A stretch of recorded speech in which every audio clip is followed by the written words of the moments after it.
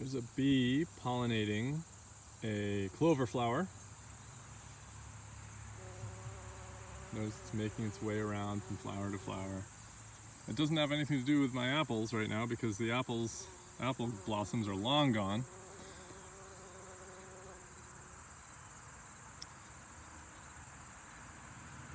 There it is. Yeah.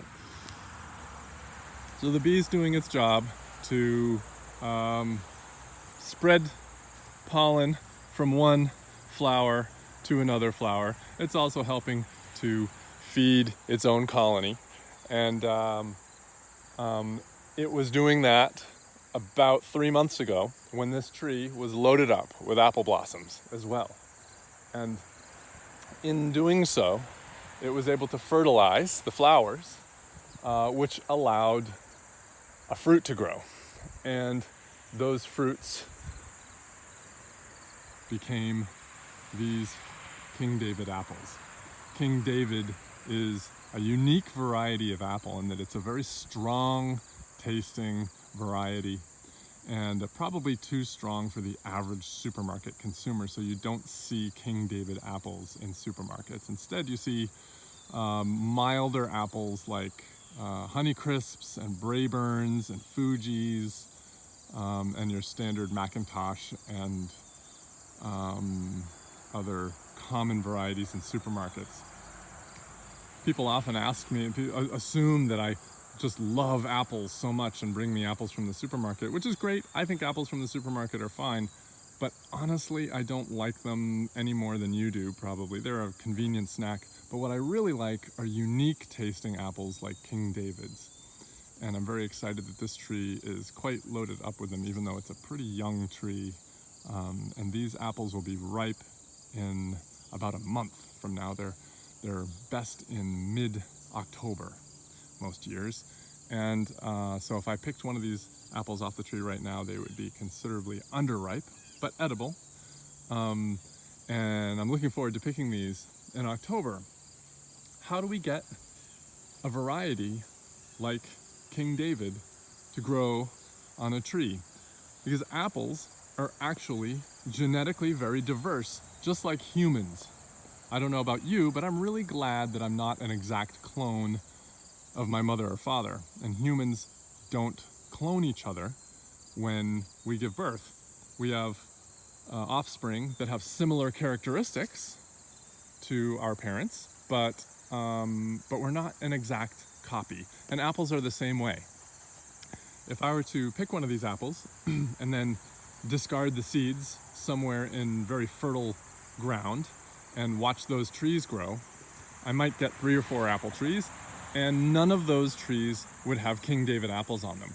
There might be, maybe, some apples that have some similarities to King David if I'm lucky, but it might produce a tree that doesn't even grow any fruit, or it might produce a tree that grows teeny tiny crabapple-like fruit, or larger apples that taste absolutely horrible, or even are a different color than those, because those genes are within the seeds, within the DNA sequences in those seeds, but they're not gonna create an exact copy when they produce a new apple. So how do we get King David apples on more than one tree? Well, let's come over to a younger tree that will make this a little bit more obvious. This is another variety that I love. It's called Ashmead's Kernel. Really tasty apple, and it doesn't have any fruit on it this year because you can see this is a small tree, very young. If I zoom out here, you can see it's not very big, and hopefully this tree will survive. And it still has its tag on it from when we planted it. And I believe this tree was planted this spring. I mean, it was planted in our yard this spring. Here's actually an apple that grew on it that fell. I don't know if you can see that down there. And notice there's a knob right here at the base of that tree.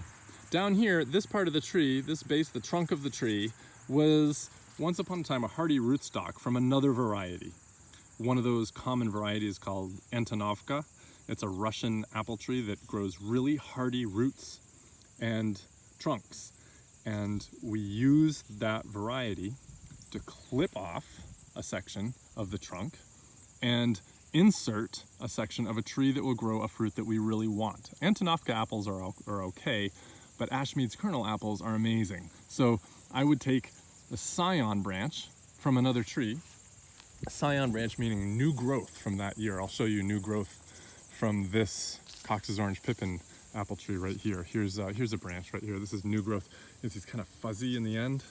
This whole about 18-inch stretch of branch grew over the course of this summer.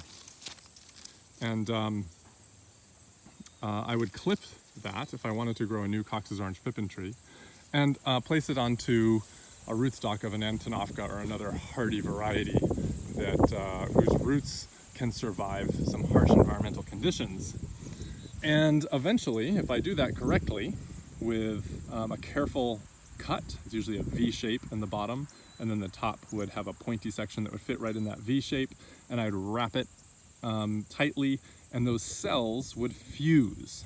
Those cells would fuse together, and then this branch up here is going to produce a clone of apples from that Cox's Orange Pippin tree. Now, this is an Ashmead's kernel tree, so somebody used a clipping from another Ashmead's kernel tree to produce a clone tree of that tree. So we have exact copy apples, apple varieties, and I know exactly what kind of apple is going to grow on this tree for that reason.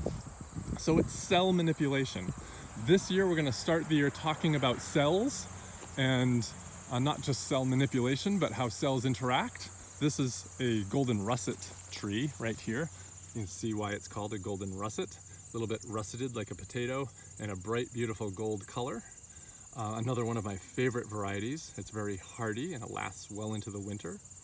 And its cells have smaller vacuoles, which is an organelle, a subsystem within a cell that has less fluid in it. So it produces a drier, kind of a more hardy apple.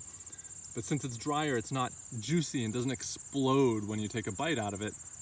So therefore, it probably wouldn't be super popular in a supermarket. However, if you're looking for a unique tasting apple, a golden russet is really wonderful. It's one of my favorite of all the apples, along with the Cox's Orange Pippin, which is over here. My video is getting long, so I'm going to wrap this up in a minute, but I wanted to show you this. People often ask me, what's your favorite apple variety? And this is definitely one of them, Cox's Orange Pippin. I'm really excited about these apples because this tree is also pretty young. It's only been in the ground for a couple of years, and it's cranked out about 10 nice hardy looking apples that will be at their peak ripeness in about 2 weeks. So I'm really excited about these apples.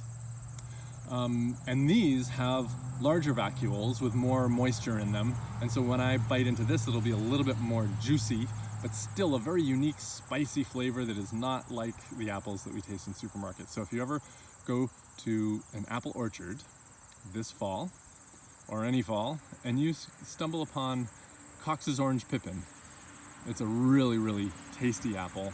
Don't pick them until at least late September, and they're even better in October. And you'll be in for a treat. Okay, that's all I'm gonna say for now. Thanks for watching.